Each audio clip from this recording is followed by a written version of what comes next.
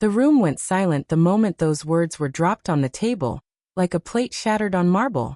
The clinking of cutlery stopped, the ceiling fan continued its lazy spin above us, and every pair of eyes slowly turned in my direction, as if waiting to see whether I would flinch. My parents sat across from me with expressions that carried no hesitation, no regret, just conviction. The way people look at something they believe is already broken beyond repair. My sister sat beside them, graceful, effortless, and perfectly composed, the same way she had always been. I felt the heat rise in my chest, not like anger at first but like something deeper, heavier, something that pressed against my ribs and made it hard to breathe. The pressure of years sat there with me at that table. Years of being measured, weighed, and found lacking. I had grown up in a house where comparison was as natural as breathing. From the time I was old enough to understand words, I was old enough to understand that I was standing in someone else's shadow. My sister had always been the golden child. The one teachers adored, neighbors praised, relatives bragged about. She carried herself with an ease that made success look inherited, not earned. Every achievement of hers became the standard by which my life was judged. And every one of my shortcomings became proof that I was somehow less. Birthdays became reminders of difference. School events became public scorecards. Even family gatherings turned into silent competitions I never volunteered to enter, but was forced to lose anyway. As I got older, the gap between us didn't just remain, it was deliberately widened. When she was celebrated for excellence, I was reminded to try harder. When she failed, it was brushed off as pressure. When I failed, it became my identity. The favoritism wasn't subtle. It was deliberate and unapologetic. But what cut deepest wasn't the comparison itself. It was the reason that sat beneath it, unspoken but ever present. The parts of me that didn't fit into my parents' narrow idea of worth. The ways I was told, through tone and silence and judgment, that I belonged somewhere lower on the scale. The world outside our house had already taught me enough about being seen as less. I never imagined my own home would become another battlefield. That dinner was supposed to be simple. A rare moment when all of us were at the same table at the same time. My sister had recently achieved another milestone that instantly became family news. The kind of achievement that travels through phone calls and social media posts, collecting praise along the way. The compliments flowed easily, filling the space with celebration that felt rehearsed. I sat there, smiling when required, nodding when expected, shrinking into myself as the familiar weight pressed down. And then it happened. The comparison was spoken out loud, finally stripped of subtlety. It wasn't framed as motivation. It wasn't disguised as concern.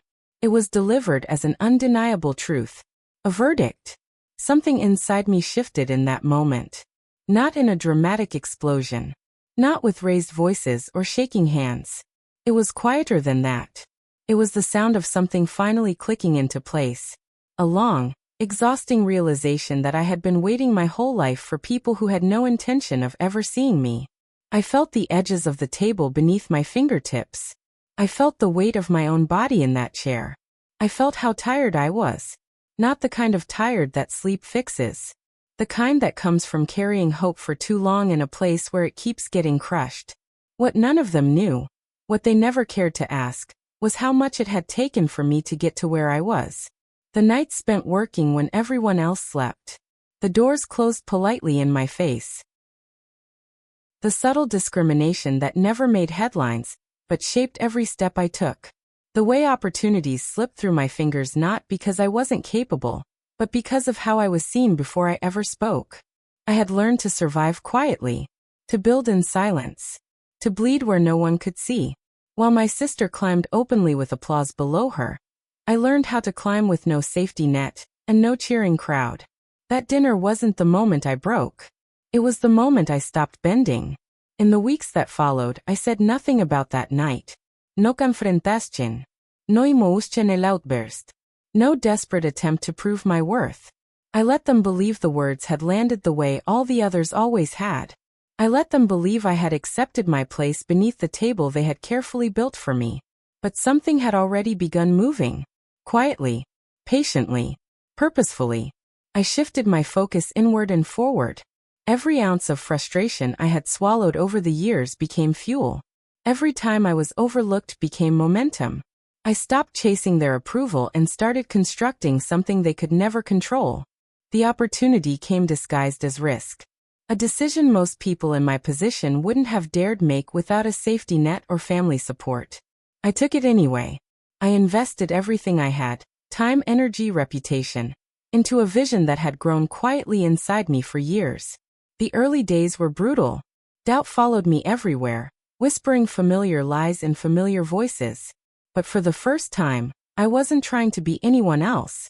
I wasn't racing against my sister's shadow anymore. I was running toward my own horizon. Months turned into a year. A year turned into momentum. The thing I had built started to gain attention. Then traction.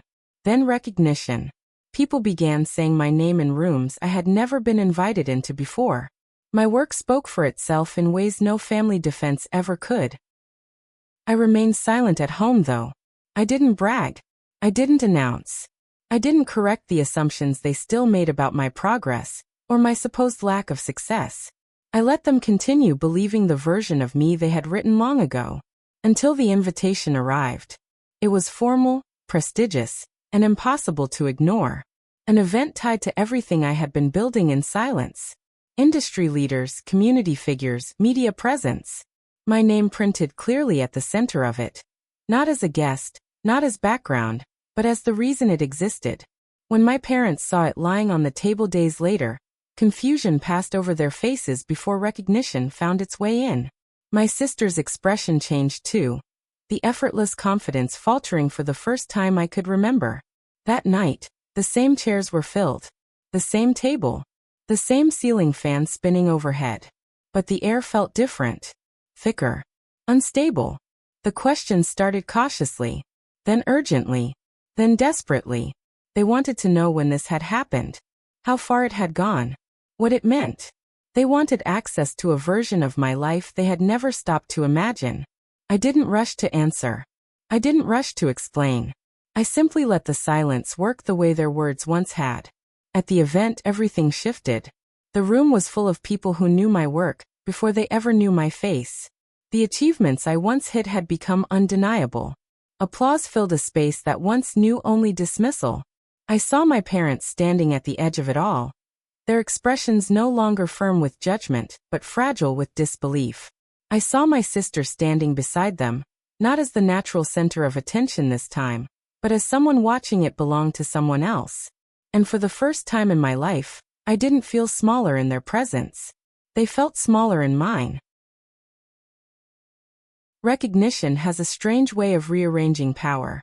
The same people who once spoke with certainty now reached for explanation. The same voices that defined me by comparison now struggled to redefine me at all. But the most powerful moment wasn't watching their realization. It was feeling how little I needed it anymore. After everything was over, after the lights dimmed and the crowd thinned, I walked out carrying something I had never possessed before. Not status, not validation, not even success. I carried freedom. The kind that comes when you finally understand that worth is not something handed down by parents or measured against siblings. It's something built quietly and unapologetically in the space where no one else is watching. They never said the words again. Not because I demanded an apology. Not because I forced accountability. But because reality rewrote the story they had told about me for years, and they no longer controlled the narrative. The table that once made me feel small became just another piece of furniture in a house that no longer had power over who I was.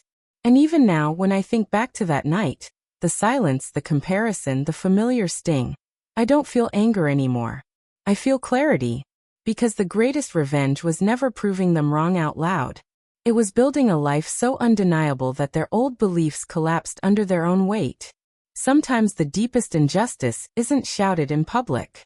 Sometimes it's whispered at dinner tables and internalized for years. And sometimes the strongest response isn't resistance in the moment, but transformation over time.